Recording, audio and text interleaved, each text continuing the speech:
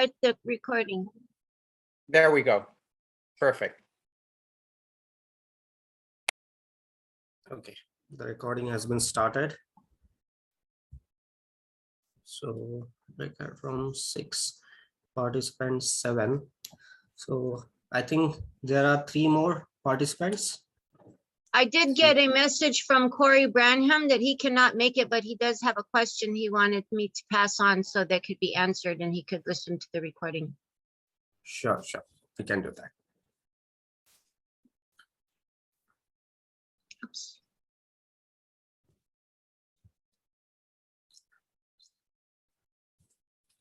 Catherine, Rebecca, 5. 1 second. So Jaiva, do we have Jaiva? Justice, Norman, yes, still. Corey, okay, Rebecca. Jaywa didn't, she emailed me and she did not say she wasn't going to be on, so I was expecting her. Okay. Okay. 1, 2, 3, 6. Fine. So I think everyone is enjoying the session, and till the others join, we can start, right? By sharing some beautiful testimonials of the patients who I have recently seen and got a very good result. Okay, so everyone, I welcome you all to this session of sharing the testimonials and having a meeting with the mentors. So first, to start with, I would start with a case of diabetes. So a person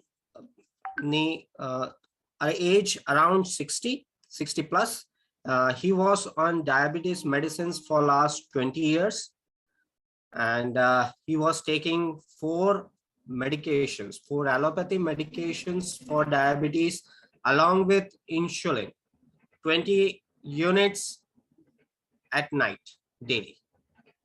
Okay, so he came to us with the complaints of okay, there's one. Robin, can you just do the needful? If someone joins, you can just I can admit do that. them. Yeah. But they go to the main room. They don't go to our room. So I don't know what happens after that, but I'll just, okay. Okay, no worries. So he came to us with the complaints of burning sensation in the palms and sole, which indicates a complication of diabetes known as diabetic neuropathy.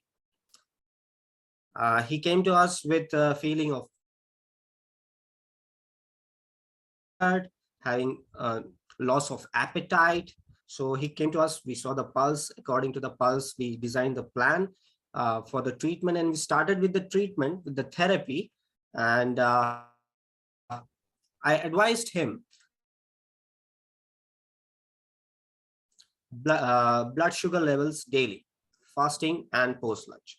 And as we started with the therapy, I started reducing one by one the medications that he was taking for the allopathy. To start with, we reduced the insulin units, and within 5 days, his total insulin was stopped. Next 2 days, we started with the allopathy medications, and within another week, out of 4 medications, 2 medicines were stopped. So right now, he's on only 2 medications for allopathy. Still, he is under treatment, and he's taking all the iShakti herbs, and the treatment is still going on. Initially, when he came to us, his blood sugar level was, so I would just like to share with you his blood sugar level, like HbA1c was 10.3%, and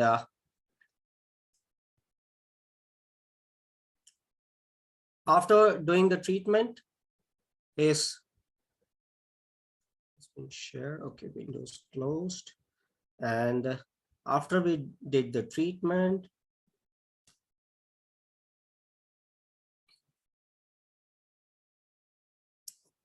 so his HbA1c came to 7.1. Okay, so this was the result that we got. Usually HbA1c is a test which is done after every 3 months. So that was 10.3, which came down to 7.1. Now this 7.1 is a blood test which was done after his insulin was stopped, after his medicines of allopathy was stopped. Now he's on 2 allopathy medications plus the Ayushakti herbs, and still the treatment is under process. And all the complaints that he had, like loss of appetite, loss of energy or the weakness, all were settled down. His complaints like burning, which indicates the neuropathy, diabetic neuropathy, burning sensation in the palm and sole, that also went within a week time.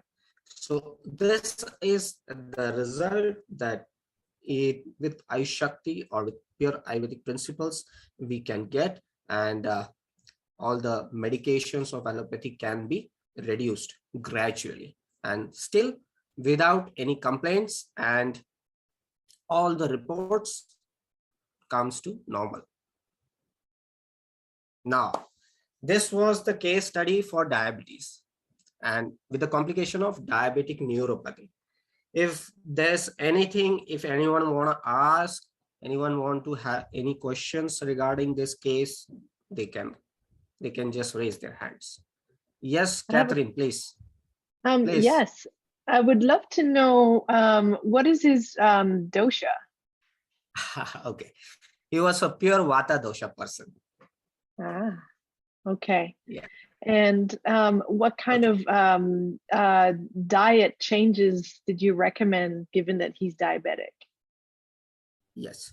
So we need to first of all see what is the pathology that is involved in the diabetes and what causes it, and accordingly the diet for each and every disease is decided. So in diabetes, it's a high blood sugar levels which is always present in the blood vessel, but it is unable, the body is unable to utilize that sugar due to the insulin getting down or due to the insulin resistance. So any diet which is low carbs is the one most important. Zero sugar, no dairy products, okay, and anything which is heavy to digest, because we want the metabolism to increase. So whatever it's heavy to digest should be stopped. Okay, so non-veg, anything that is sour, anything that is fermented, anything that increases the fluid level in the body should be stopped. So this is the basic diet that should be given in diabetes. Okay, anyone else? Yes, Robin, please. When with the diet and the herbs, does their how rapidly does their blood sugar balance out? Like how much is there a danger of maybe them going too low or something with any of the herbs or the diet? If they don't, because Yes. I've seen diabetics who don't take their blood sugar often enough, and then with other things that I have, then they go too low. Yes, this is a really very sensitive case, and it's a very good question, because in diabetes it always happens that we tend to give herbs or medicines for them to lower the blood sugar levels, but if it becomes too low, which is also dangerous, so that shouldn't happen. And so we have to go very slowly and steadily, and we need to check the blood sugar levels periodically. And that's the reason I asked him to check the blood sugar levels daily, and that too fasting and post lunch. And he was posting me the reports daily. So then we used to calculate that how much dose should be reduced, or if it has to be increased, if any changes need to be made in the plan, in the treatment. So it's actually IPD process that should be done, but we are doing it in an OPD level. Okay. Ideally, this patient should be treated when the patient is admitted in the hospital. So to come to any judgment right now, it's only go slowly and steadily, check the blood sugar levels and need to decide accordingly. So there's no days fixed, because each and every person is different. Every dosha is different. Vata, pitta or kapha, depending on that as well, the sugar levels may fluctuate. So a vata person is usually that his sugar levels may shoot up quickly, his sugar levels may go down even quickly. But that's not the case with the kapha. It will go slowly up and slowly down. So it's really very risky for a vata person to treat, because it has to be managed very delicately.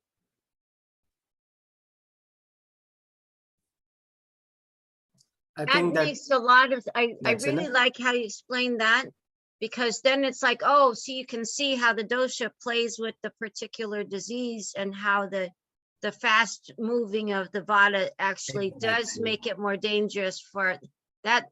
Totally makes sense. Exactly. So you need to just observe the dosha and how it moves, because vata has its own power that it can move.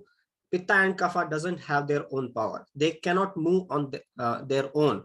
They need someone, and that is vata, that allows them to move, or it pushes them forward. And kapha being a very thick and very heavy, so movement will be very slow, right? Okay, so Crystal. So he's a pure vata dosha, but the imbalance is kapha. Is that what we're saying? Like the kapha, right? Okay. And then when you took his pulse, what was the first thing that stood out the most to you in regards to what you read? Like, Okay. I'm just curious. Okay, so now a person with vata not necessarily mean there is a different type of pulse in each and every person. It's most important what is diabetes, what actually happens in diabetes. So it's actually the water content in the body, or the fluid in the body increases, or the sugar levels in the body increases, whether it is a vata person, pitta person, or a kapha person. So it happens usually that in any person, whoever is diabetic, the kapha will be there in small amount, which shows that he is a diabetic. So whether it is vata, pitta or kapha, so there will be some small amount of kapha in a person with vata also. So we need to differentiate that the dosha it's the prakriti of that person, or it is that person. So it depends on the, when you will see how to check the pulse, you'll come to know that it is whether it is a prakriti or a vikruti. Prakriti meaning the his basic pulse or his basic dosha from birth, and vikruti being the dosha which has been vitiated.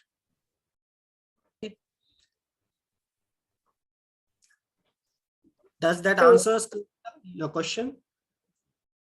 In regards to the prakriti and vikriti, yes. So with vata, you're saying that there's always a small amount of kapha. Okay, because we have the three. We always have three doshas, correct? But we have one main dosha usually that is our prakriti.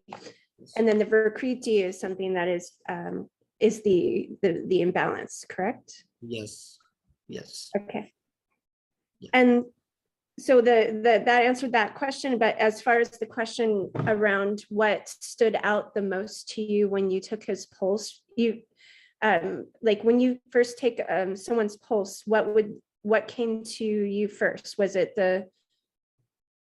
what his basic prakriti was, or was it the imbalance, or can you tell if the Yes, emotions yes. were So awful? usually it happens that, yes. So whenever we see the pulse, it's never that it's only a one dosha that is vitiated. It's usually more than one. So it's usually combination. And prakriti, it's very hard to find a single dosha prakriti person nowadays. It's usually a combination of two. Okay. And in this person, it was the vata was very high, and there was a small amount of kapha also, right? And which indicates that there was a degeneration process that was happening in his body. The body was starving for food, which is actually the case in diabetes. There is a lot of food available, that is the sugar, but the body cells are unable to utilize it in the absence of insulin. Okay, so which results in the vata prakop, or the vata going up, or its level going up, right? So it results in the degeneration of the body, and it results in this all the burning sensation and the neuropathy. This becomes the complication of that case. So diabetes is basically the body is not able to digest properly, and so it's starving for nutrients, which is causing the body to degenerate, right? So there's Yes. inflammation in the beginning. Yes. Inflammation that cause, so there are many causes. Like there are two main causes. One is the body is unable to prepare the insulin. That's there's some defect in the pancreas. And the second pathology is there is insulin resistance, which causes the small amount of insulin is not enough to pass on the glucose inside the cell. So it requires more. So this insulin resistance is what we call as the AMA. Okay, and this low production of insulin in the pancreas may be due to many reasons. Could be from birth, could be due to some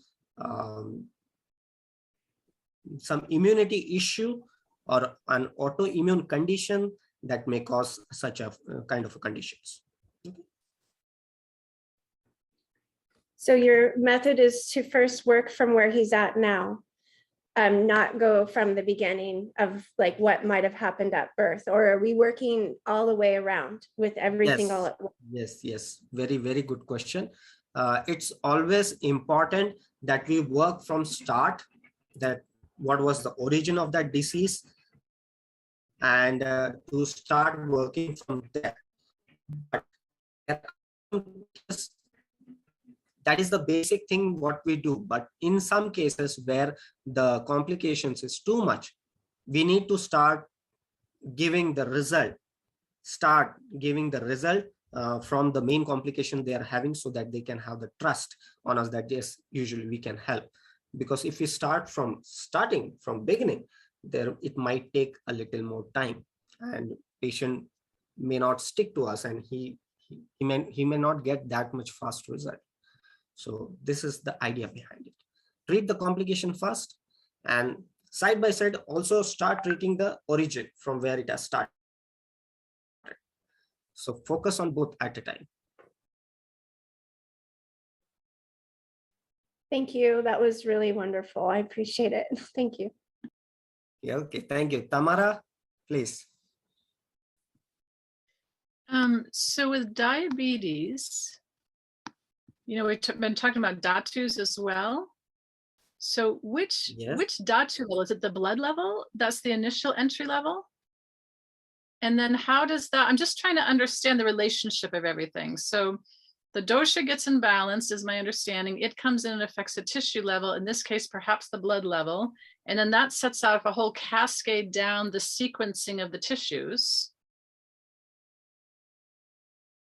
Right. Yes. And then if we're neuropathy, we're nerves. I don't know what level, tissue level nerves and stuff are in. Are those in muscle layer? Or can you Yes. just talk about the Yes. impact on dhatus and how this imbalance comes into the dhatus, where it enters in, and what you're seeing, what level it's Right. at now? This is really very deep.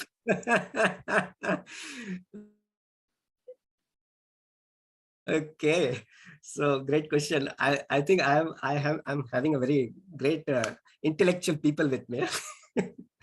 So to start with, due to wrong habits, wrong dietary habits, okay, could be your activity is very low, very sedentary lifestyle. If a person is having too much of sweets, is very much inactive, he sleeps the whole day, or like stuff that he should be inactive. If these are the characters of a person, he is more prone to be a diabetic. The reason behind is this, that this allows the kapha in the body to start accumulate. Once the kapha starts accumulating, this will reduce the metabolism in the body. And this vitiates main dhatu, that is the medha dhatu, also known as fats. So whatever dhatus, they are liquid.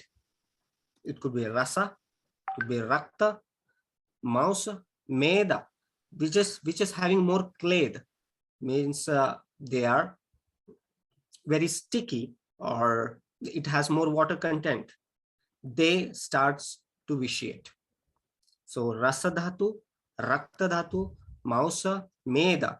Asti will not involve in this because it's hard. So this all gets vitiated, medha, and this will allow the fluid levels to increase. When this increases, this body has a tendency that if anything gets excess in the body, it will try to excrete that out or throw out of the body. So when the fluid levels in the body exceeds, the urinary system gets more active and a person starts to urinate more frequently. So the first symptom or the sign that you will see in a diabetic person, he'll go for micturition very frequently.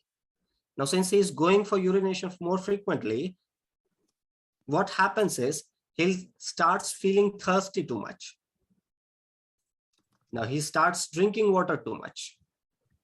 Now this becomes a vicious cycle because you are urinating more frequently, you're feeling thirsty too frequently. Now more water, more urine, more water, more urine. So it becomes a cycle. And this is a vicious cycle and it's very hard to break.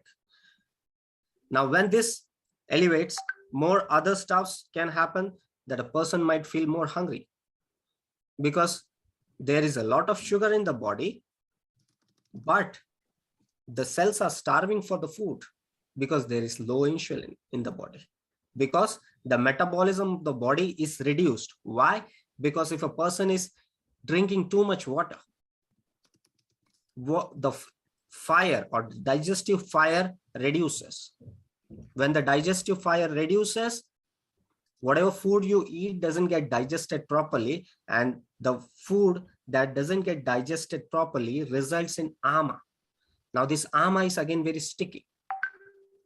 It gets spread in whole of the body and the person starts feeling lethargic.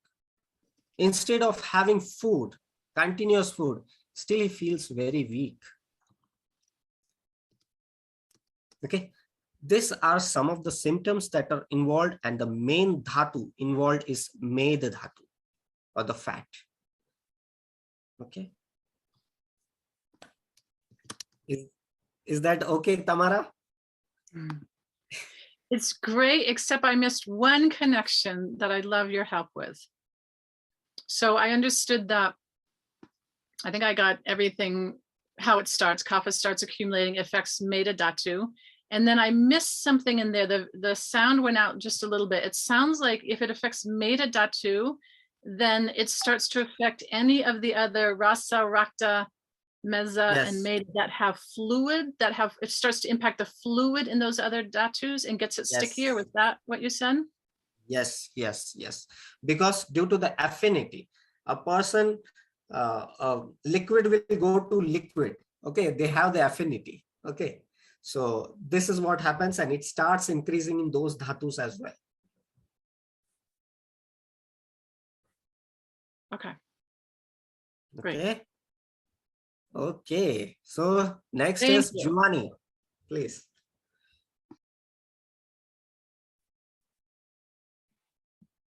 Okay. So for me, the question is about root cause, as with all my team partners. That's the main interest, right? So when we finish the 100-day training, almost at the end, there was a line that said 90% of all illnesses on average have their root cause on emotional issues from childhood. In the past, one of the things I read regarding diabetes, and I mean that's just a notion, is that like if I'm missing sweetness in my life, then I somatize something that it's craving that sweetness, translating to love, emotion. So, you know, I want to know, how can you know, is this issue physiological or emotional, or both, right?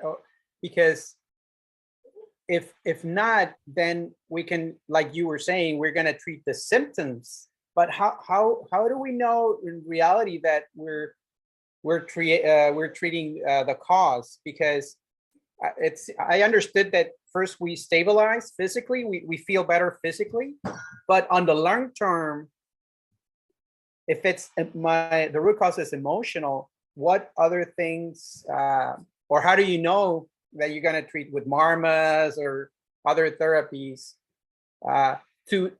so that at the end we can say, yes, this was cured, this was healed, because we target the root cause, you know? Because I'm an engineer, and I know if you don't target a root cause, you're just targeting symptoms, and that's one of the major failures of allopathy.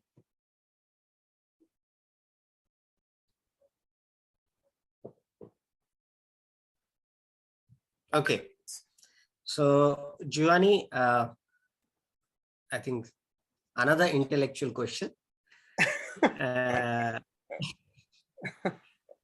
Whatever you do, okay, whether it is your karma, whatever food you eat, whatever your mind does, everything has an impact on your body, right?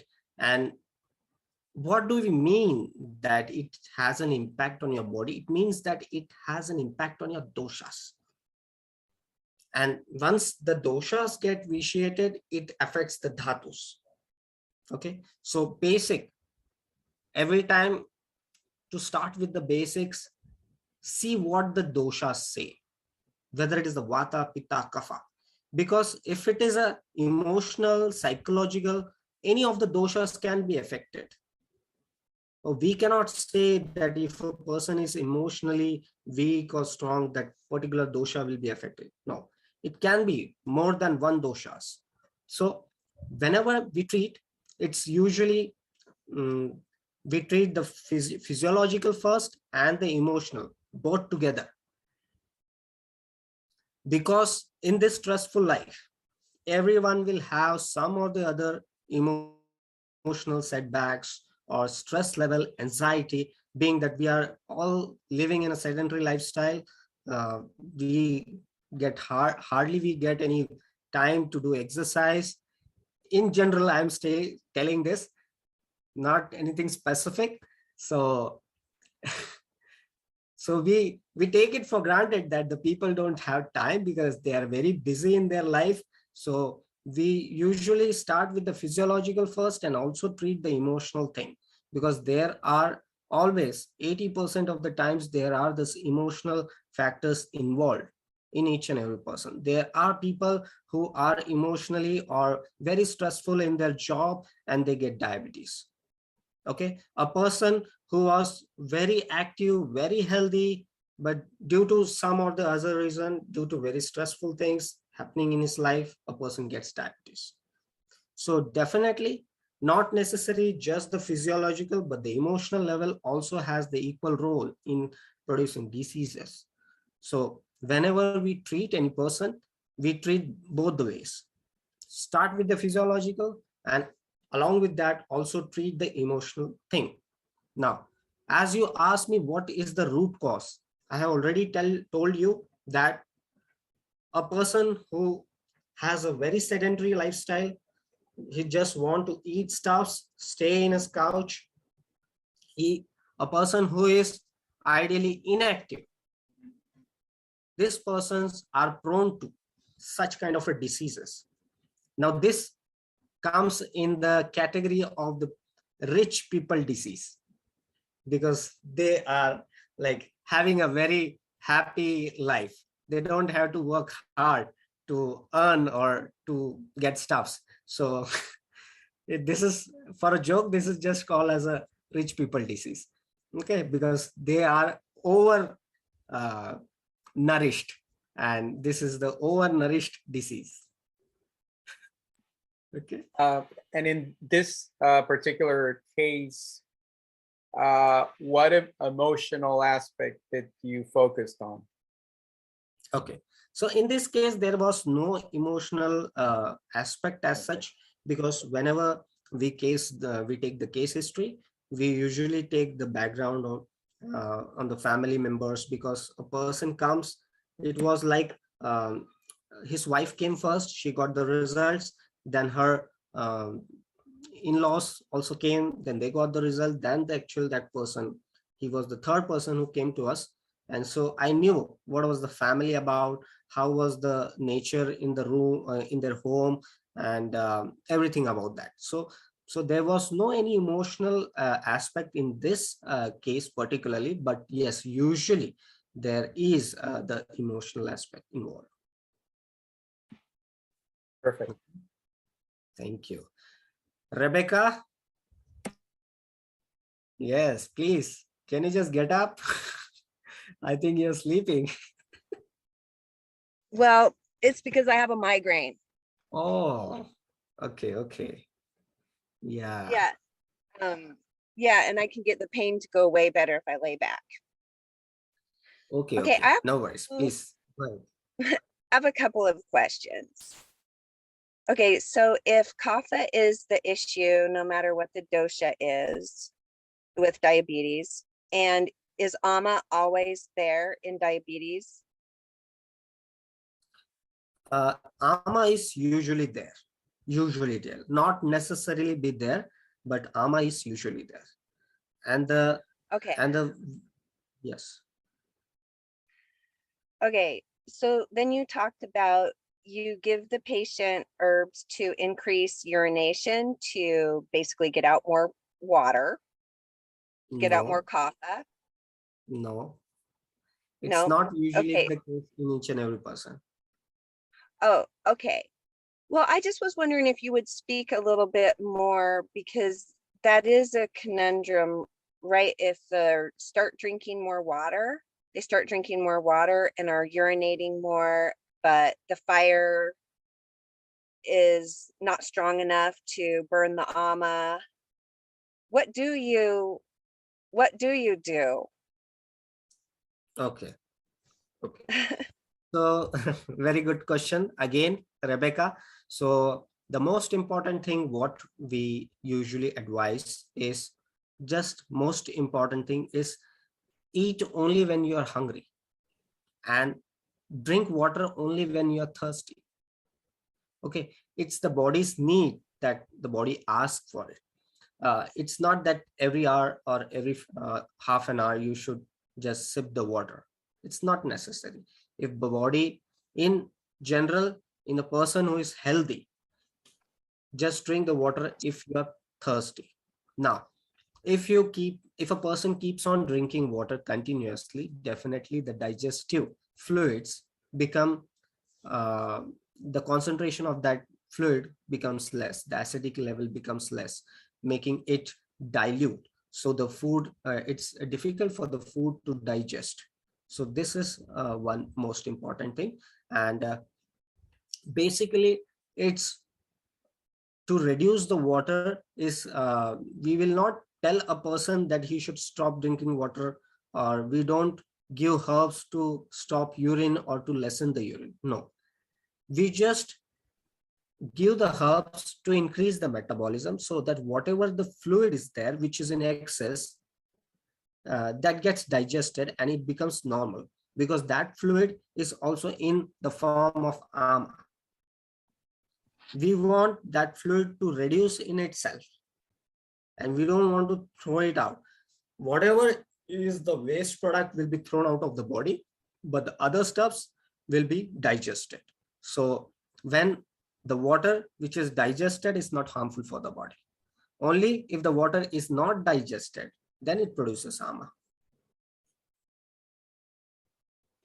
Okay, so basically urination was just a byproduct of increasing the metabolism of the organ. Yes. Okay.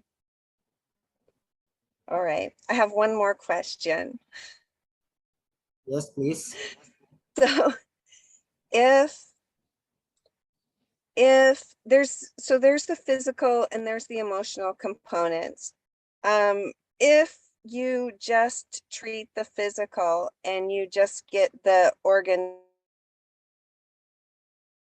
doing their proper job, does that address emotions? And if so, like how much? Just to have the liver healthy, to have the bladder healthy and functioning properly, how much does that address the emotions? See, this both are two different components. Physiological will have its own effect and emotional will have its own effect. We need to treat both the conditions. Okay, so whatever has been happened due to physiological cause, it will be definitely treated. But if something is emotional, then we'll have to treat it accordingly. Right? Gotcha. What would be an example of treating emotional?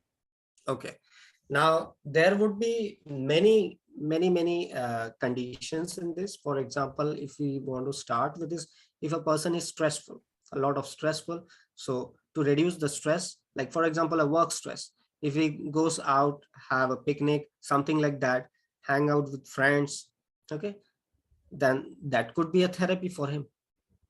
Okay, if a person is very sad, okay, if a person is very sad due to some or other reason, a person whom he like, if comes, just they have a good time with each other, they talk with each other, that could be also a therapy.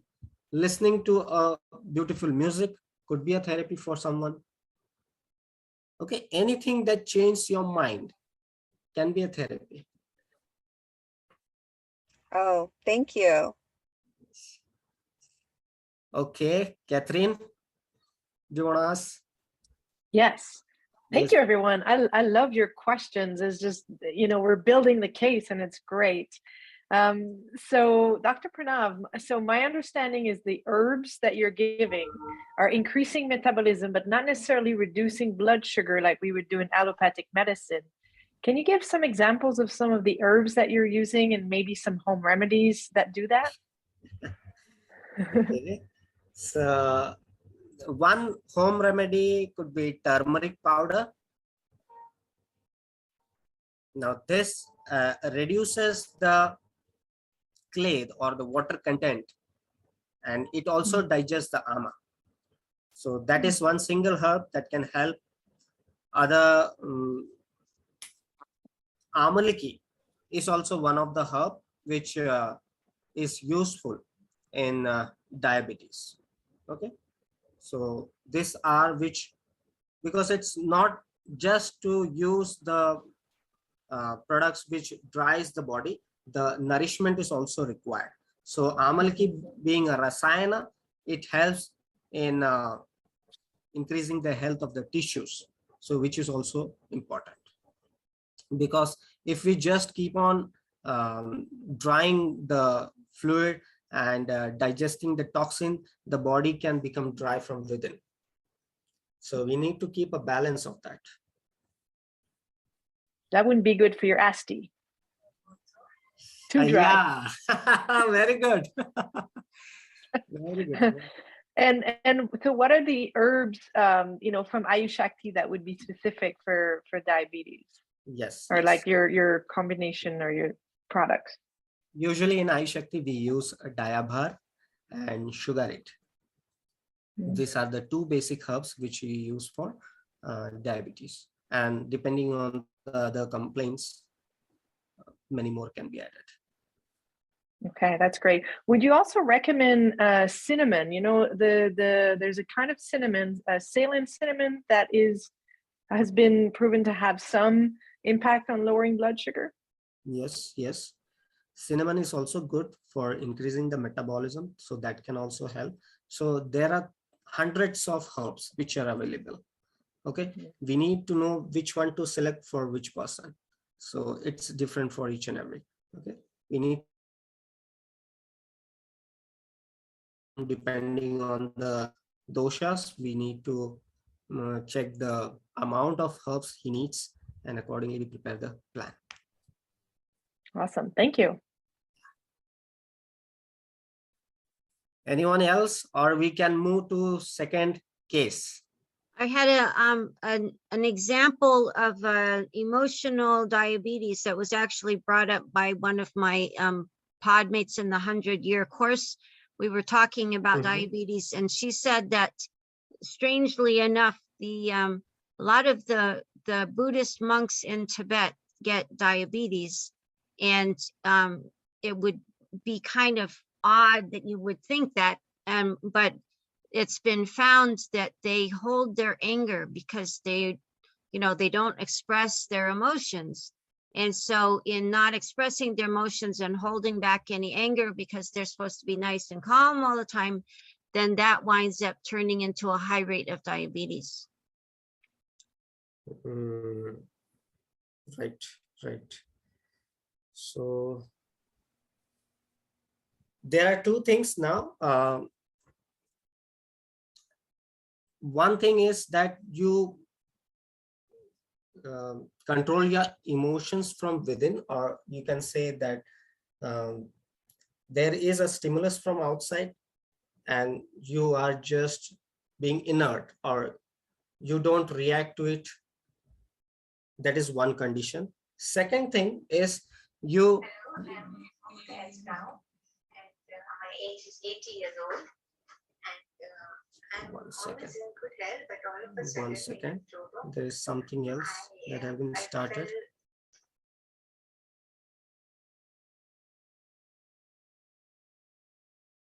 Okay. So, okay, there was some other video that started. So there is one stimulus which hits you. If some person says something and you don't feel anything about it. So this means that your mind power is very good. But if a person says something and you got hurt, okay, you got hurt and your emotions are going up and down, but you are having a strong desire that you want to say something, but you are trying to hold those emotions. Now this can lead to diseases. Now there are two conditions that what I have told you, right? The second one is which that can cause, I'll give you another example. If something bad happens or something happens and you didn't speak, and you don't speak with, or you don't have those emotions, could be you will have to become mad at someone, or you want to become angry at someone, okay, and if you speak it, then it's done, the chapter is closed. But if you don't, then the chatter will go on continuously in your mind. Okay, now this are the two examples. So this shouldn't happen. One was, it doesn't cause any effect on your body or your mind, which is for the saints can happen. We are common people, so we also have all the emotions. Okay.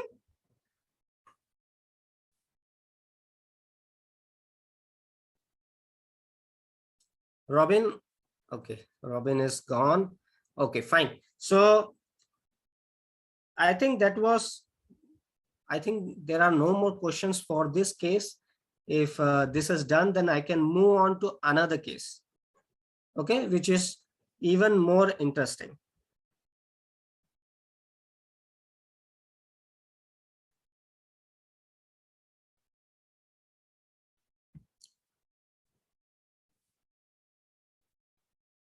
Okay, now in December 2021, there was a lady, 25 years old, newly married.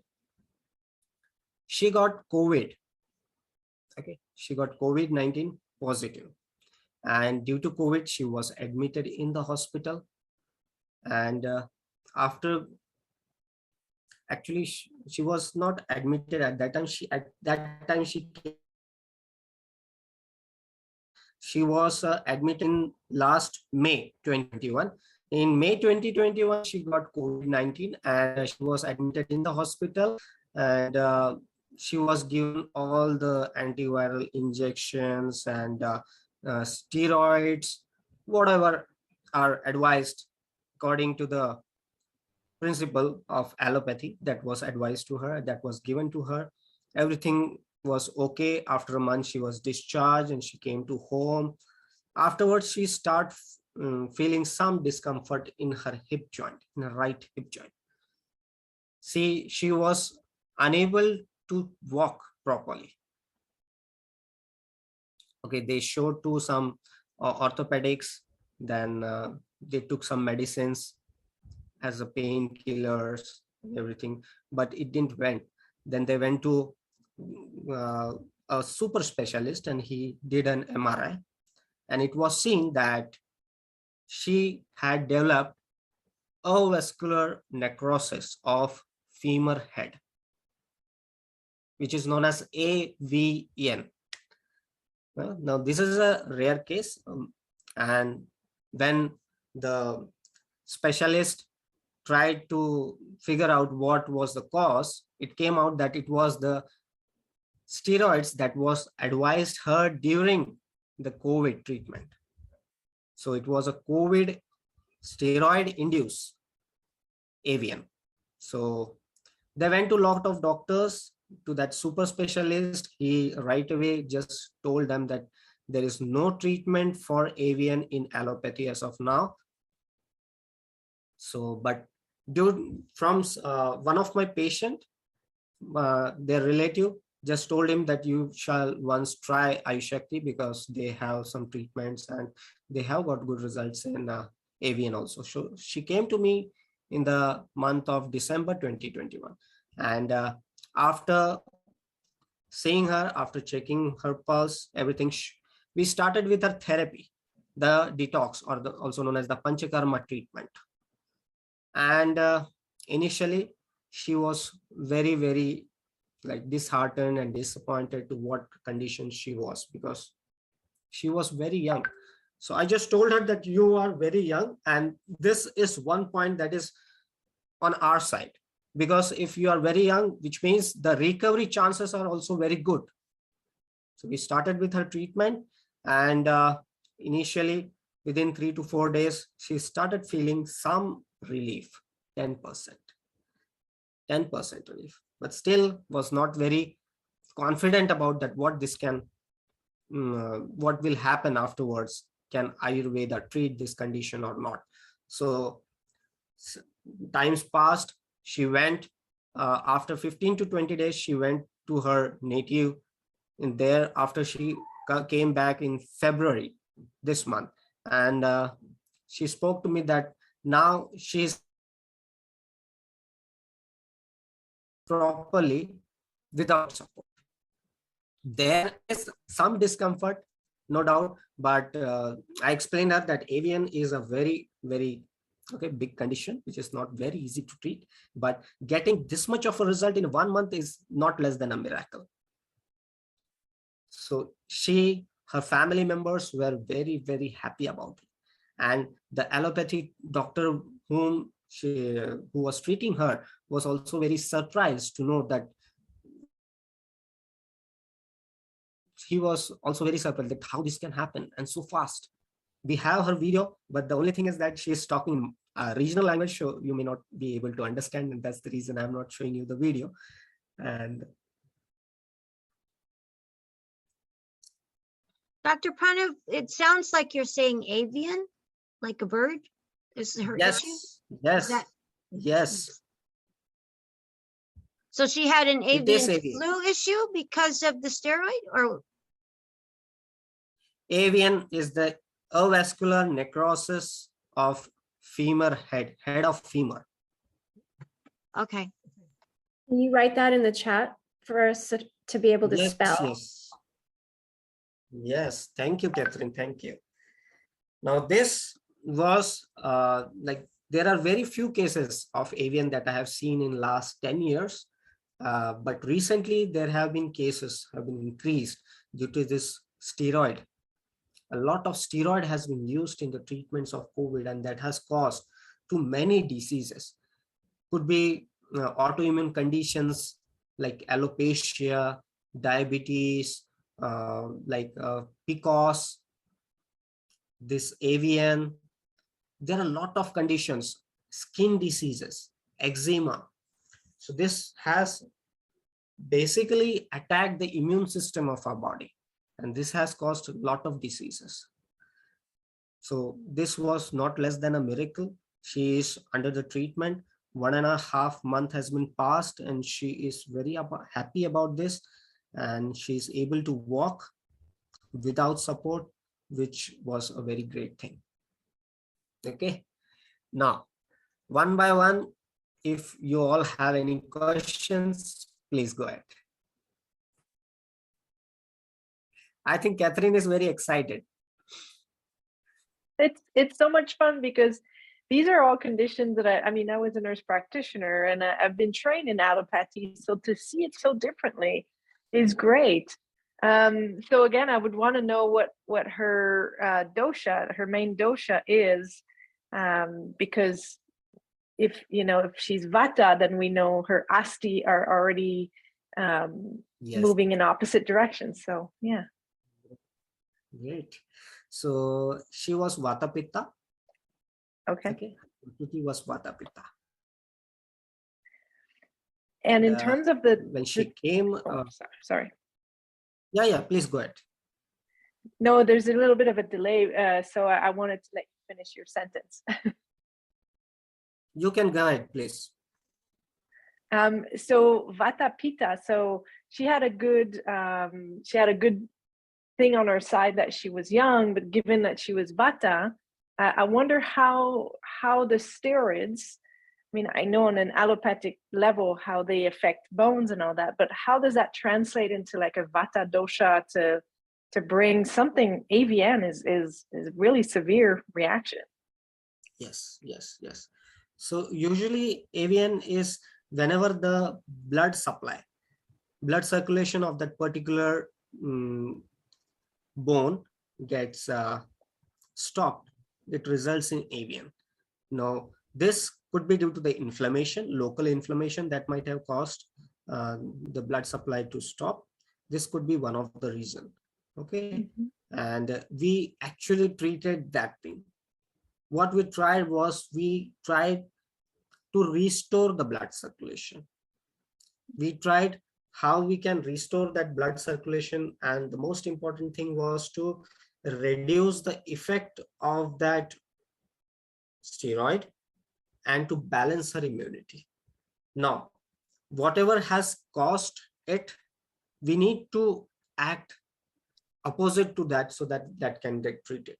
So we added herbs which can improve her immunity, because body has a tendency that whatever disease you may have, body has always the tendency to bring it to normal, and we need to just support it. If we just don't interfere in the process, that one also would be enough. Just let body heal itself, and we just provided that. We just improved her immunity, we reduced the inflammation, and slowly and steadily the swelling and the inflammation of that local joint came down, and the stiffness also came down, and the mobility increased. This is what happened. And definitely afterwards, like first to reduce the inflammation, to remove the toxins from the body, to increase the immunity, and thereafter to nourish the bone by increasing the blood circulation. Would you also give some herbs to nourish the tissues in the bone? Like I'm thinking of sandical. And Yes. would you start from the beginning with the nourishment, or would you add that later? Yes. So basically, the idea behind this is that the nourishment part also always comes afterwards, because the absorption of that nutrients will not be possible if there is an inflammation. To reduce inflammation first, bring down the ama, and afterwards you bring the nourishment part.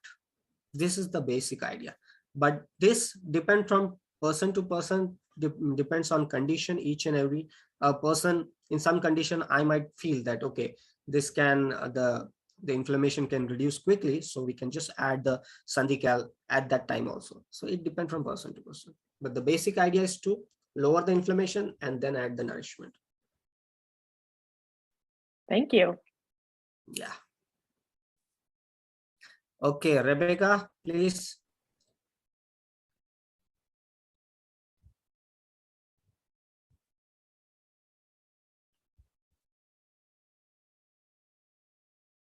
Please switch on your audio, Rebecca.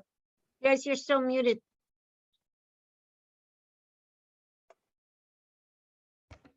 All right, there we go. With her herbal protocol, at the end, you re-nourished her body, and is that like re-nourished her immune system as well? Are those the same thing? Okay, then earlier in the herbs, did you reduce the ama and reduce the inflammation at the same time that you increased blood circulation, or were those two different steps? It's actually once you reduce the ama, the blood circulation automatically increases. So it's one and the same thing. Okay. Okay, so were there two formulas that you used? No, there were many formulas. Okay, now this also depends on person to person. We need to look in totality the doshas, any other complaints. Now this complaints what I am telling are very much specific to what the disease she was having, but there might be some other, like a person is unable to evacuate its bowel properly, or any other stuffs like feeling heaviness in the stomach. So we need to act on that as well, right? Right. So it was a complicated case. Yes. So I would think when, in her case, it was super helpful that she was able to come for physical in-person panchakarma, because then she had many steps. Like every day she was progressing, and it wasn't the same as you're going to send us a batch of herbs and we're going a slower route, right? Yeah. For somebody in her condition, then those things could progress a lot farther if she was getting a different panchakarma treatment every day. Exactly. So these cases are also like IPD cases, which need to be treated like daily and need to be hospitalized. Okay, so here we just tell people to come daily in our clinics and they do the treatments so that we can observe them and we can track how the progress is. Okay, so this is very important to be in continuity. If a person like starts and then stops and then again starts, now this is not the case. No? You have to complete a program fully once you start it, because then only it's going to work. I have another question regarding that. Is the amount of accumulated ama on one's body is the one that determines the length of the panchakarma? Meaning, do I need 7 days? Do I need 2 weeks, 3 weeks, 4 weeks? I know it's case by case, but what's the main parameter to judge the length? Right. At least, yeah, because I know there are different treatments, so that's another Yes. variable. Very good. Very, very, very good question, Johnny. So it all depends. First thing is on the pulse, that we come to know whether the ama is reduced or not. Second is the complaints or the signs we see from the person. Now, if a person is having ama, he will feel lethargic. If a person is having ama, he'll have loss of appetite. You don't feel hungry. If a person is having ama, there will be weakness. There will be heaviness in the stomach. Is unable to evacuate its bowel. There will be indigestion. There are lots of complaints like this which presents that a person is having ama. Once we start with the treatment, you can find that within 2 or 3 days, all these complaints starts reducing. And within 4 to 5 days, you can find the person will say himself that I am feeling fresh now. There's no lethargic in my body. I'm feeling energetic now. My bowels are good. My stomach is good, which means the ama is gone. Okay, so this one from the symptoms, another from the pulse. You can make it out. Usually 5 to 7 days is enough to digest the ama.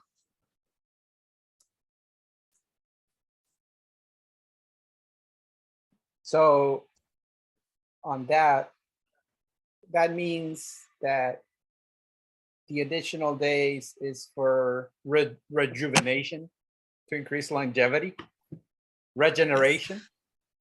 Yes, yes. So usually the plan for the detox is that we digest the ama, then we start with the ghee. It spreads in whole of the body. So whatever the ama, it's digested from the tissues and from the channels and from the dhatus. All this ama or those doshas come from the tissues to the colon. And now once they come to the colon, there will be an empty space that will be left in the tissues, in the dhatus.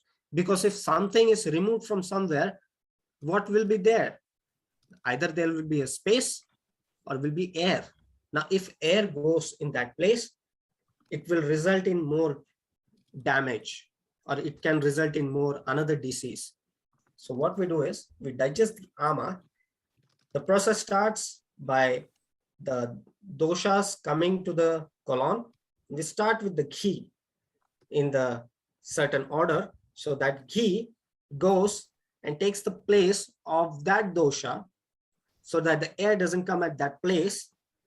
And it helps in longevity and rejuvenation process. And all those doshas come to the colon and we remove it from the body. And that is known as the detox.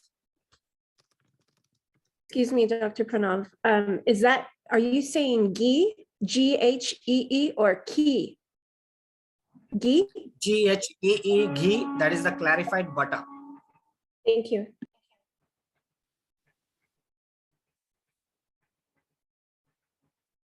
Right? You're muted, Robin. I don't know if you wanted to say something, but you're muted. No, I was confessing to overcooking the ghee. Oh. I turned on the, I thought I was turning off of hot water and I wound up cooking the ghee more than it was supposed to. You were doing caramel.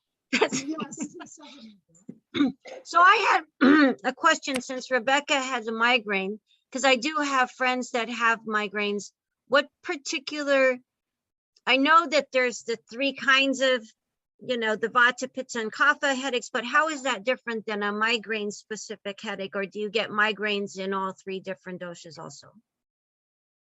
And what can we do to help Rebecca? Yes. So usually a very, very basic idea is there are two kind of diseases. One is either undernourished and overnourished, also known as either there is a degeneration in the body or there is over accumulation in the body. So any disease will fit in these two categories. So there will be either over accumulation of Vata, Pitta or Kapha, or there will be low Vata, low Pitta and low Kapha. So when there is a low Vata, which means there will be a high Kapha, because these two doshas are opposite to each other.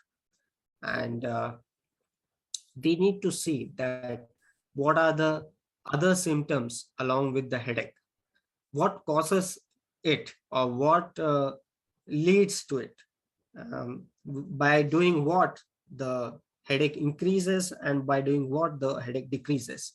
In this way, we can come to know that what kind of a dosha or what kind of a disease that is. For example, if a person is having a headache and he or she is feeling the head is very heavy, there is heaviness in the head, then a person, you can come to a conclusion that either this headache is due to ama or either this headache is due to kapha,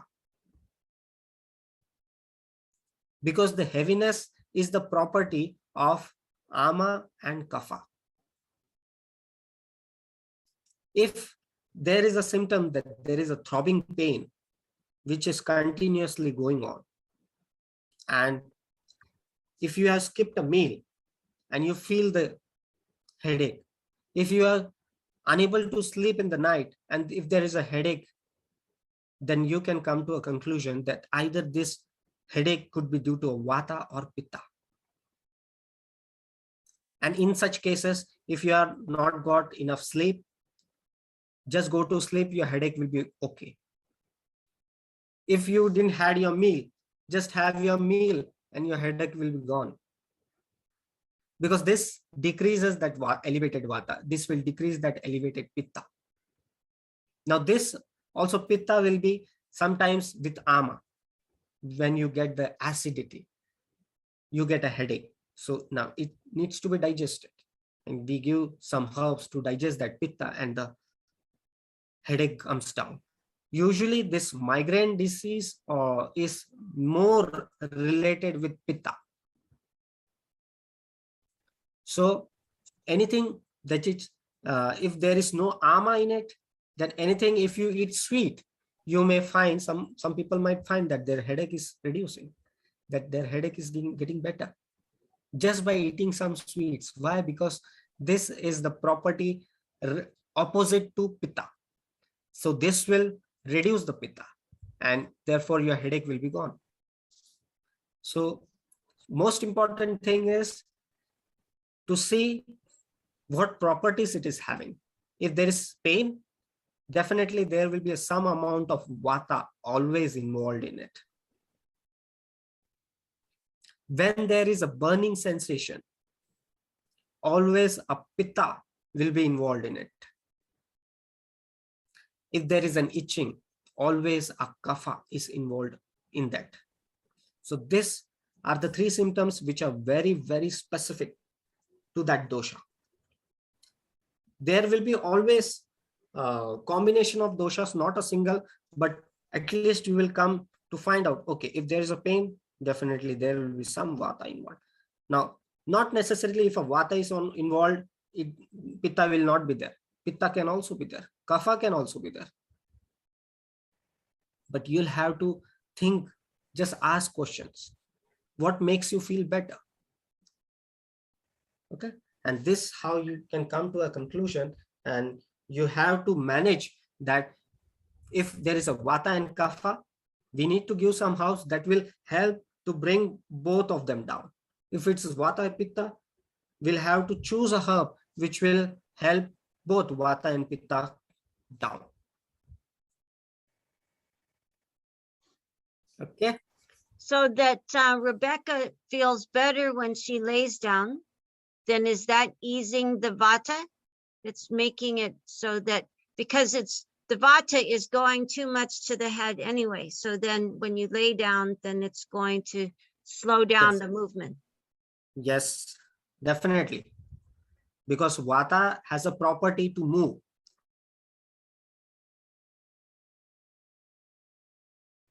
It means you are calm the vata.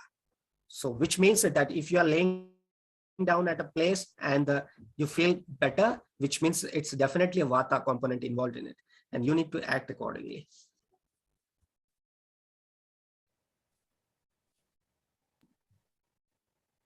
I'm curious, Rebecca, if you know what your prakriti is.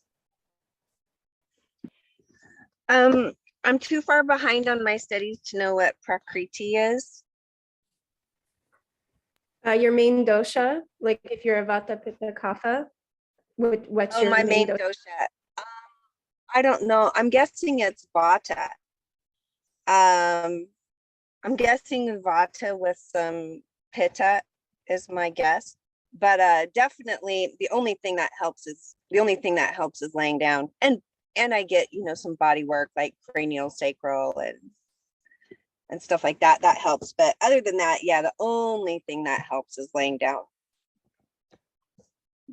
Dr. Pranav, This you've one's been going. sorry. This is no worries. This one's on 3 weeks. 3 weeks straight. What's that? Yeah. You've had a migraine for 3 weeks nonstop. Yes.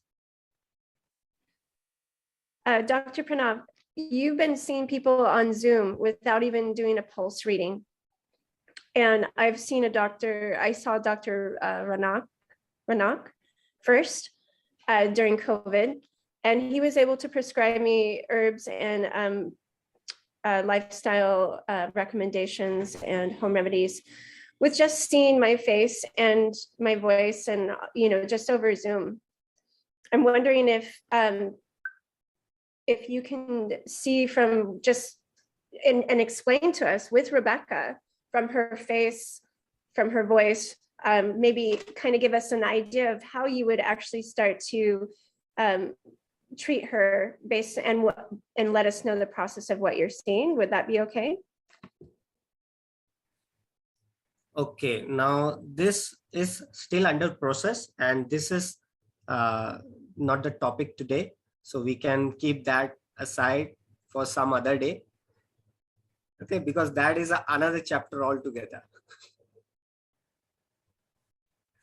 Okay, so if there is anything regarding this migraine, just you can ask me, because we have discussed 2 topics right now, diabetes and avian.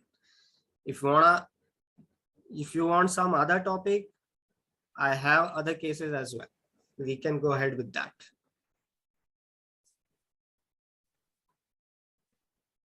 I am curious of, based on everything that we've been discussing today, and I've been really appreciating it and eating it up. I'm so happy that we get to have these group individual kind of meetings to ask more questions. So I'm just kind of wondering, like, if somebody has some kapha going on, they have inflammation, lots of fluid in the body. They have, they're more sedentary, but they're also dealing with maybe some asthma, like exercise-induced asthma. What would you do? How would you treat that? Like, what would you say? And as far as a lifestyle, like how to get them to start moving more and being less sedentary? Yes, now this comes a very complicated case, because A person who is having a sedentary lifestyle, we want him to be active. Now, but if he becomes active, then he'll have breathlessness. Now, this goes opposite, right? If you do one thing, it will increase some other. You do this, it will increase something else. So really, this becomes a challenge for us, that how such patients this condition. So start, have to give, like I said, we'll have to work on the basics or the cause, but since there are some complications which are very much important to treat first, so it's very important to decrease the breathlessness initially. So to start with, we'll just start right away with the diet, strong diet, herbs, and the therapy. Now this therapy will do is, this will help to loosen the cough that is accumulated in the lungs. When this happens, we'll start to breathe more. Once that happens, he'll start reducing his weight, his AMA, because we have kept him on a very strict diet. And along with that, there will be all these herbs will be start reducing his AMA side by side. So there will be a combination of 2-3 things simultaneously. And I think within 2 to 3 days, we can make him walk. Okay. And slowly, once you start with that, you can see that his confidence will increase, that he can walk at least 5 steps. After 2 days, he can walk 10 steps. Slowly and steadily, this will increase. And once this increases, because you need something, there should be something in your hand that you can take help of that and move ahead. So at least you need to reduce either his AMA, either you need to reduce his breathlessness, something that should be there, which should be positive, that we can take that and then make him stand. Like in case of avian, what was from in our side, what was positive in her side was her age. That was the positive sign. So that we use that as a tool, and we proceed. So here we need to work on one thing initially. And this is very important, because this makes patient confident that yes, I am having some improvement. Because we need to show him, because patient will never tell that I am feeling better. You need to jot down all the complaints the first day. He might tell you 10 to 20 complaints on the first day. And after a week, if you ask him, he'll tell you, I'm not feeling better. I'm having all these complaints, 1, 2, 3, 4, 5. Okay, 5. What after that? What about 6, 7, 8, 9, 10? No, that's fine. I'm okay with that. So that is the result. We need to make him that, see, these were the 10 complaints that you came with, and out of those 5 are no more there. So then he'll come, okay, I'm fine now, which means that I'm 50% all right. Because patient will never tell you, because most of the people, they expect us that they should be 100% all right, and only after that they'll tell you that I'm all right. But we need to think that this is a process and not a like quick fix. It is a process. We are treating this thing from root. So this will take some time, but once you are done with it, you'll be okay and you'll be fine. I think what you just mentioned is the cornerstone, because, you know, probably your mind cannot explain a positive result, but you cannot deny an experience. Although you don't have an explanation probably, but once your mind sees that there's a result, that you're experiencing it, he cannot deny the result. Probably as patients, we can be ignorant of how it happened, all the connections, but the powerful part of it is the experience. And that's when the fate it's created, you know. Exactly. Yeah. Exactly. Yes. And that's what we shoot like in the testimonials, and they speak from their heart, because once a person becomes all right, he'll speak it from his heart, because he'll come to know that how he or she was on the first day and what were the sufferings. And now they recall the whole journey, how they came, okay, what were the complaints, and how the doctor advised him and explained all the things, and now how they're feeling right now. And this is how the patient feels. They have faith in you, and they'll bring more clients to you out of that faith. Because when a person comes and once he had the trust, the whole of his family will be your fan.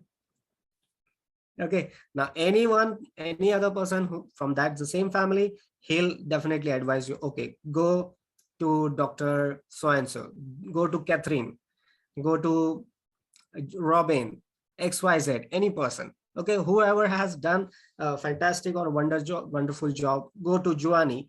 Okay, I don't say that you all want to practice, but for example, I'm just telling that if you are giving a good advice, if you are going good treatment to anyone, they'll definitely advise other persons to you. So I want to make sure we cover Corey's question, which is he would like to get clarification and guidance from you, Dr. Pranav, on how best to fulfill this week's challenge activity and how it will be measured. Okay. Now this will be shared in the group, all the details about. Okay, the 3-year group. And on that note, friendly reminder for week 2 challenge activity, out of the team, only 3 of us have uploaded our challenge activity. And it's so important because not to look at it as a task, but it's like the foundation of why we are doing the training. So I encourage each and every one of us to complete that.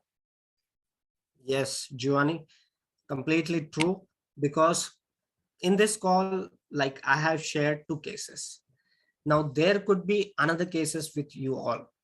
Now when you are with them, you will come to know few more cases. So this is how we learn.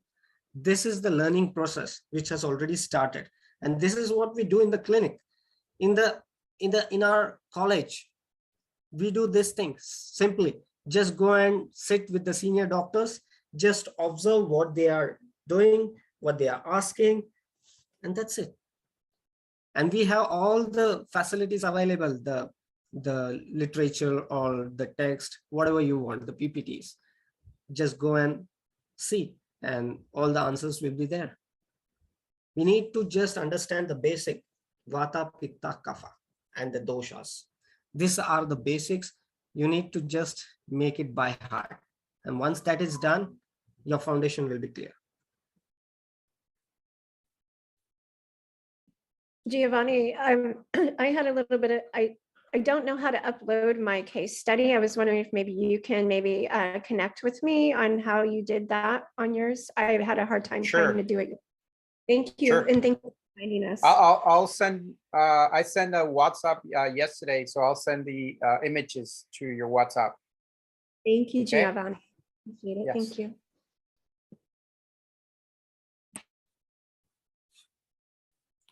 Okay. Anyone else?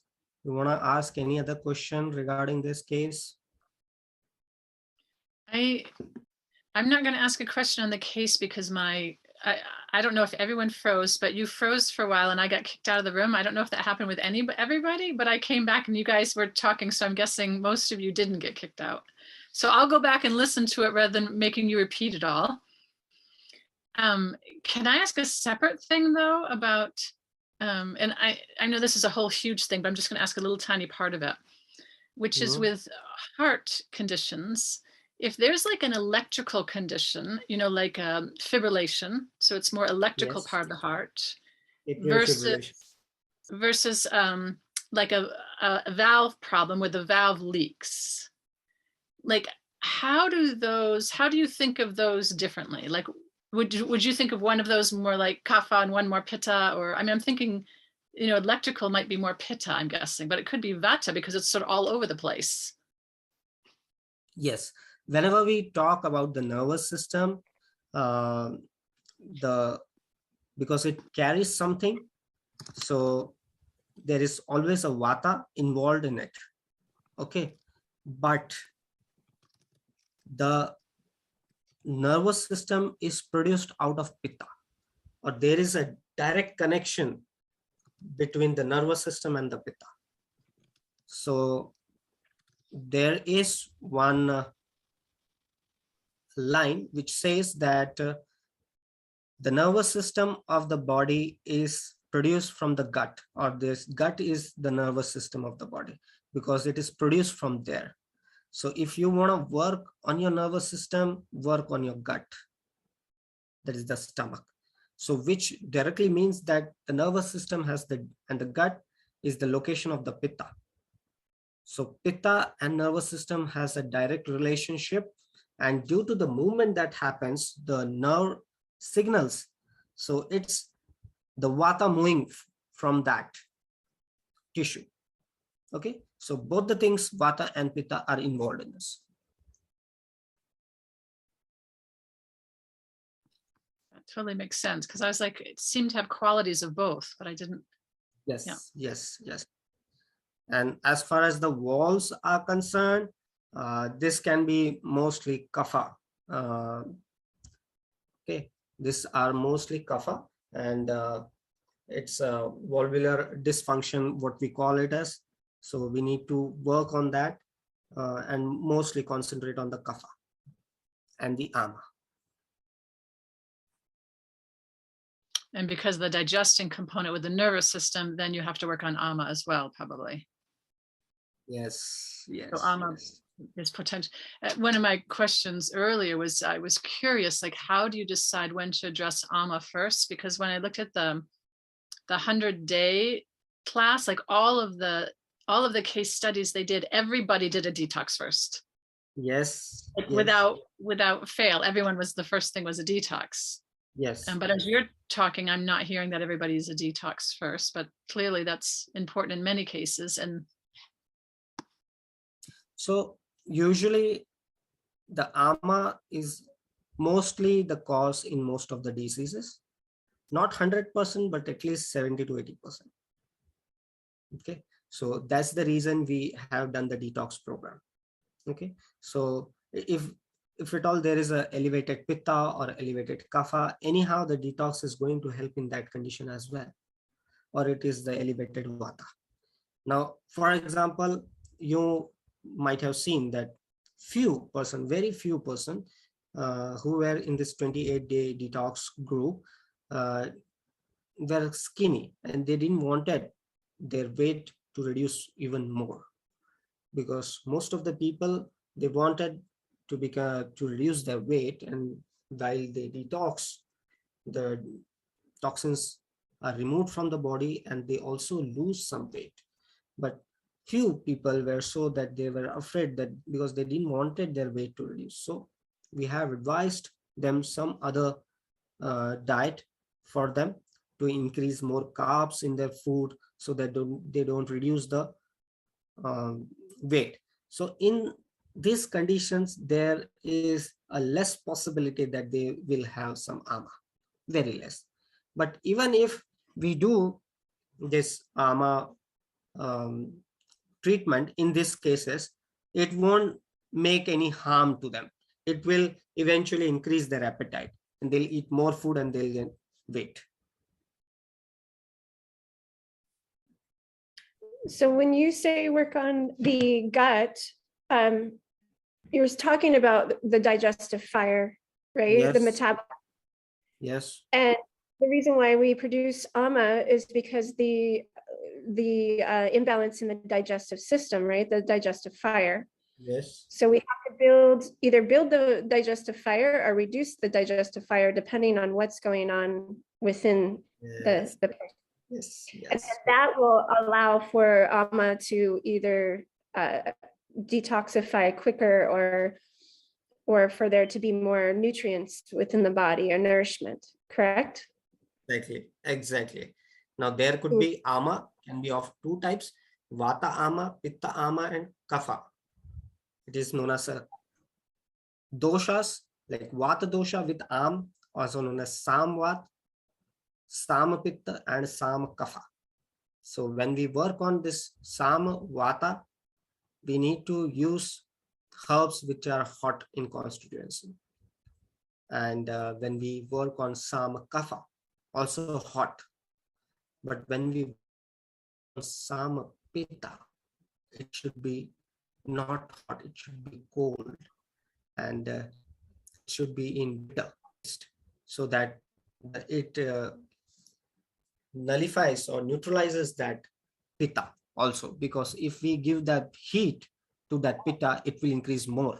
So we need to just balance it and minimize it. Okay. So when you were working with the 25-year-old woman, she was a vata pitta. Yes. And so if we're working with her, someone that has vata pitta, we have to have a balance of that heat and the cooling to neutralize and to create that balance. Yes. Okay. And that would be a challenge for me because, I would say, well, I guess because I don't know the herbs yet, and I'm sure we'll go there. I'm sure Yes. that's right. Okay. Yes.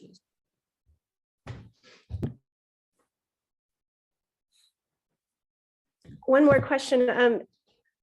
I know that everything that we do now today affects us tomorrow. And I heard one other lady talk about Ayurveda, and she said it takes 28 days, around 28 days for our body to see the results of what we actually ate. So like if I ate ice cream today, 28 days from now, our tissues will start to react from that, or they have been formed from that ice cream. Is that correct? Yes.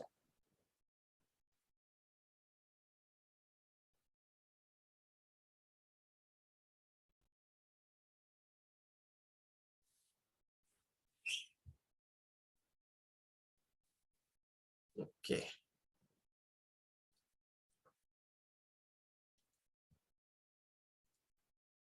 Good, good, good. So I